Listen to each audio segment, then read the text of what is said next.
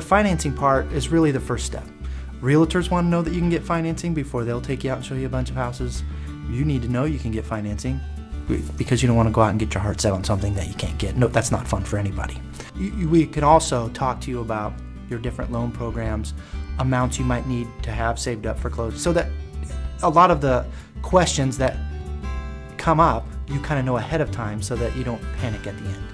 The first step should always be come talk to your lender first, so that you can make sure you're looking in the right area or looking at things that you can afford or qualify for or that you want to be able to pay for. When you would come in, we would sit down and just talk. We would talk about what you're looking for, what you want to get accomplished, what kind of payment are you comfortable with, where do you want to live, what towns do you want to live, and what do you know about loans and what do you need to know.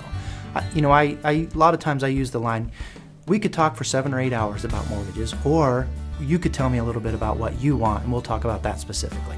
And then we kind of tailor it to them a little bit. This job is not near as much of a sales job as you might think. I think some people come in feeling like they're sitting down to talk to a salesman. And I don't think this job is sales at all. I think it's more educational.